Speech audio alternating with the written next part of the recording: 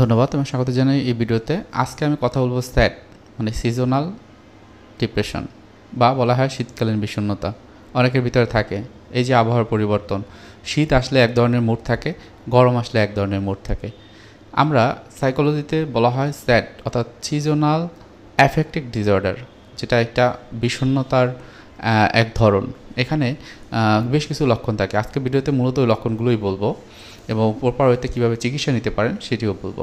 আমি আছি counselling psychologist, বর্তমানে প্র্যাকটিস করছি final mental health care centre, যেটি মিরপুর 2 অবস্থিত।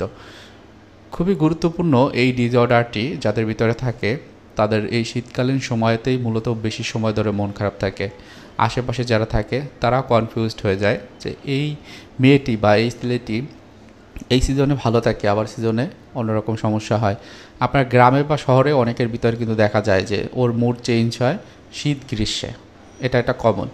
তাহলে আসেন এই যে স্যাড বা সিজনাল এফেক্টিভ ডিসঅর্ডারের কী কী লক্ষণ থাকে।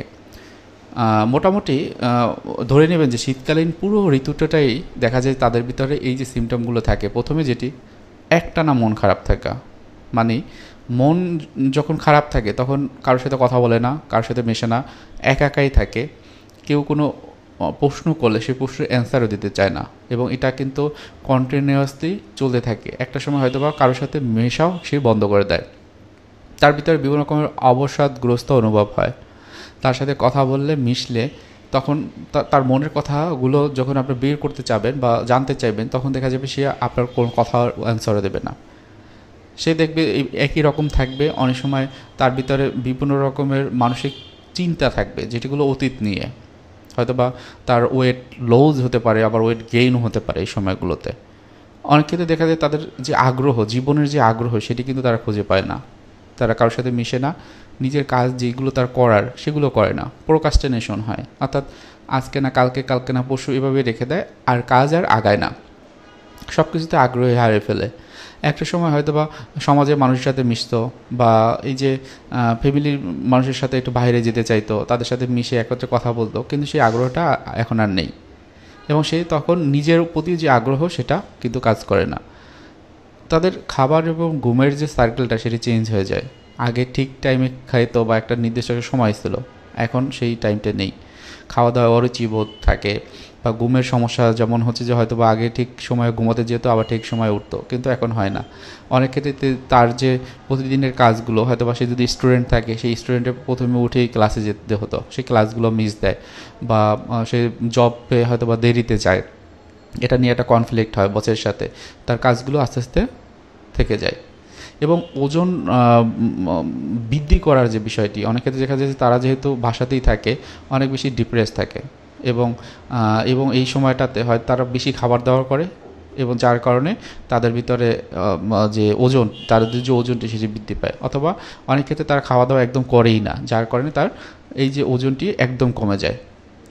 অনেক ক্ষেত্রে দেখা যায় যে এগুলো যদি তীব্র হয়, অনেক দিন ধরে চলতে থাকে, তখন এই শীতকালীন এই সময়টাতেই তাদের ভিতরে হয়তো আত্মহত্যার একটা প্রবণতা কাজ করে, অন্যান্যদের সাথে বলে, এবং অনেক ক্ষেত্রে তারা কিন্তু এইরকম সুইসাইডাল যে অ্যাটেম্পটগুলো নিয়ে ফেলে। সুতরাং এখানে আমরা বলবো যে এর সঠিক যে চিকিৎসা সেটি রয়েছে। অনেক সময় এগুলো হরমোনাল কারণে হয়, অনেক ক্ষেত্রে এনভায়রনমেন্টাল কারণে হয়, অনেক ক্ষেত্রে দেখা যায় যে বিভিন্ন রকমের জেনেটিক্যাল কারণ, যে কারণেই হোক না কেন এর প্রপার ট্রিটমেন্ট রয়েছে।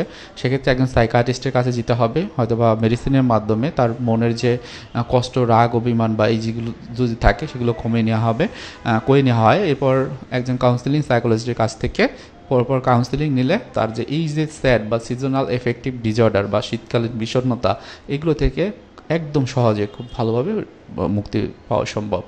এবং যার ভিতরে এটা থাকে, আপনার যে আশেপাশে যারা থাকেন, তা আপনারা কিছু অ্যাক্টিভিটি করতে পারেন। তার কথাগুলো একটু শোনা, তাকে একটু একা একা থাকতে না দিয়ে বরং সবাই মিলে কোনো একটা অ্যাক্টিভিটি করা, মেশা, কোনো একটা একটা ট্যুর দেয়া, কোনো একটা মুভি দেখা, হ্যাঁ, এবং তার কথা তাকে জিজ্ঞেস করা, তোমার মনটা কি আজকে খারাপ, তুমি কি এখন বিষণ্ণ, এই জিনিসগুলো কিন্তু আপনারা বলতে পারেন। তো সবাই ভালো থাকবেন, সুস্থ থাকবেন। আসসালামু আলাইকুম।